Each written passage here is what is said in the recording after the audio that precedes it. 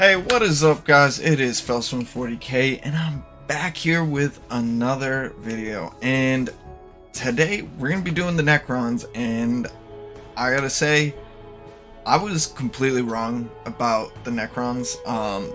I rated a lot of them, pretty low, and yeah, they definitely gonna be a lot higher this time. Simply because a lot of them are just way better than I expected. So we're just gonna jump right in and get going.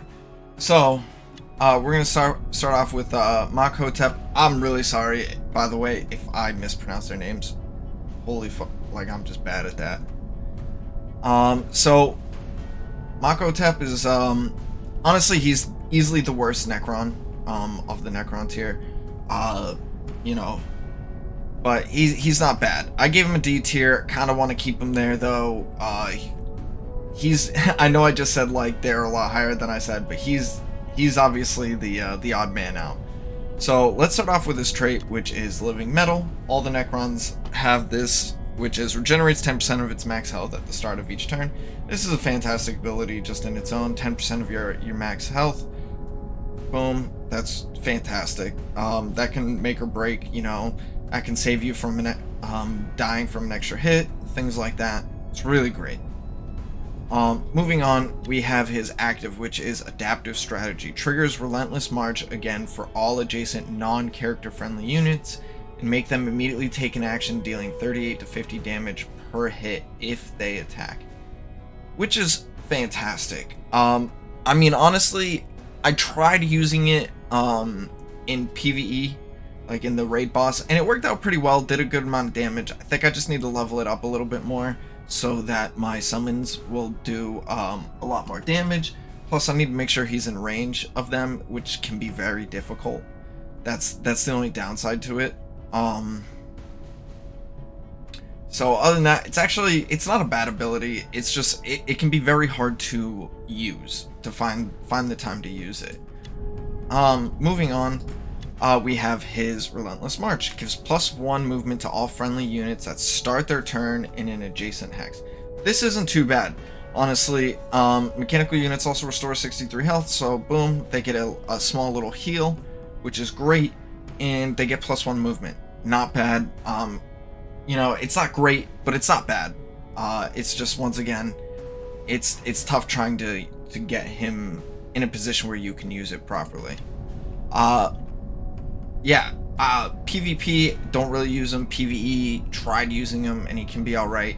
Obviously, you do need to level him up because he is needed for the Indominus campaign mirror. So definitely worth leveling up, but I wouldn't say he's a top pick for your 5-man. Immo spec. Now, Immo spec, I was completely wrong about this guy. This guy is absolutely amazing. I know he's not that high level for me, but I do need to level him up. Immo spec has Overwatch and Living Metal, and he is fantastic. We'll go into his active, which multi-threat eliminator, fires all 6 Emnic disintegrated pistols at a single target within 2 axes, dealing 59 to 70 enmitic damage, which has a 60% armor pierce ratio per hit. Any leftover hits are dealt to another enemy unit adjacent to the target in range, and so on. Each enemy kill adds 1 hit, so it's fantastic. Yeah, this is a great ability. It's really good. I love it. Inescapable Death.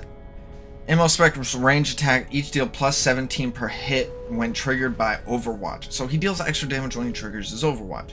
When defeating a unit with an attack trigger by Overwatch, Immo Spec stays in Overwatch, retaining 1 fewer hits compared to the previous attack. So he has 6 attacks, right? So basically he kills a unit in Overwatch, now he has 5. Kills another one, 4, 3, 2, 1, so on. I think I've seen it go as low as just 1. I've seen him Overwatch on 1 almost repeatedly. I don't know if there's like a stopping point. But he also has to kill the target. So Immo Spec, I was completely wrong about this character. This character is fantastic. his just for onslaught alone makes him absolutely invaluable. Onslaught, I have basically annihilated onslaughts just with him alone. You stack your team around him and make it so that when the Tyranids spawn in, he just overwatches them down. I've seen him clear a complete wave all by himself. He is absolutely fantastic, 100% worth leveling up, not just because you have to for the mirror campaign, but really great. Moving on, Aleph Null, obviously he's S tier. He's a summon, he heals mechanical, flying, he explodes on death, things like that. So we'll go into his active ability. Scarab Hive summons 2 Scarab Swarms next to the target whom they immediately attack. The Scarab Swarm stats is 117 health, 58 damage, and 0 armor. These are amazing. They replicate, so Scarab Swarms moves and attacks automatically at the beginning of its turn. It's fantastic. They replicate. So there's 5 per, so it's 5 hits per, depending on if you know how many are alive. I use him simply because that ability is fantastic. Now, Fabricator Claw Ray, after moving, repairs 1 random adjacent friendly mechanical unit by 174 and removes any active negative effects from the unit. This is great. This is fantastic. So if you want to run a mechanical only team setup, you need him in your team. He will heal mechanical units. He will remove any negative effects, like suppression, you know, fire, things like that. Fantastic. Aleph Null, obviously S tier. I use him for everything. If I have the chance to use him, he's getting used. PvP, PvE, raid bosses, onslaught, everything. Plus, you know, mirror campaign, you need him. Moving on, we have Thutmose. Thutmose is another character that I really didn't think that I would appreciate. He is definitely, I think I put him in the C tier. He's definitely moving up to B, if not A tier for me. He deals actually pretty good damage, and we'll get into that a little bit more, starting with his active. So Harbinger of Destruction deals 114 to 133 direct damage. That means that's basically true damage, and it's, you know, you're guaranteed that damage. Fantastic. He's really good at if you're worried that he might not get to finish off a unit. So that right there is direct damage is fantastic. Means any armor they have, anything that they might use to save themselves with is negated. His passive deals 61 to 74 direct damage to a random adjacent enemy. Once again, more direct damage. He deals straight up direct damage, so you never have to worry about armors and resistances. I love him for that alone. He's definitely worth leveling up. Fantastic. Amazing character. I use him on onslaughts. I use him in... I've tried using him in guild raids. He's just a little too low for me right now to really do any damage, but I plan on leveling him up and probably utilizing him more. Definitely worth. And last but not least, we have Anufet. Anufet is, you know, fantastic. He is easily S tier. He does a lot of damage, and he summons. So we'll get into his active. And a free adjacent hex summons 1 Necron warrior for each round that has started. Summons 1 more Necron warrior for each friendly unit with the trait Living Metal that was defeated in this battle. So this is great all on its own. You know, 1 summons more as the time goes on. Summons more for every time you lose a Necron or a Living Metal ally. Yeah, fantastic. Just that ability alone makes him S tier, in my opinion. So basically, you start losing your team, you basically now get a new team, more resources back onto the field to finish off your enemies, things like that. He is great resource generation.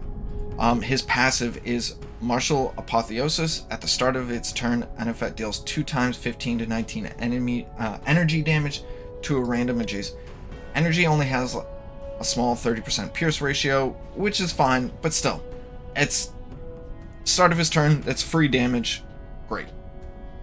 It's free damage onto a target. You could potentially kill a target like that, which is great. Anufet is S tier. So the Necrons are way better than I originally thought they were. I was dead wrong in them.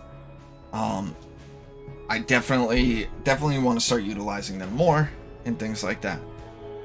So that's going to be it for the video. We are reaching the end of the more in-depth guides or more in-depth reviews of the characters. I'm probably going to stack the Eldari with the Black Templars, do one giant video with that. And so I wanted to know what you guys thought. What would be a good next videos to make? Do you want to see me doing my raid, my PvP battles, or I see my PvP team, or do a PvP lineup, things like that, guild boss, or more, you know, my top 5, who actually is worth leveling up, things like that. Please let me know down in the comments what you would like to see next. Thank you guys. I also want to say thank you so much for watching the videos. I really appreciate it. I know I'm new to this still, so I definitely would appreciate some feedback. Let me know what I suck at. What do I need to improve on? You know, hey, you're doing good in this. Things like that. Just let me know. I don't care. You can hurt my feelings all you want. But thank you guys so much, and have a great and wonderful day.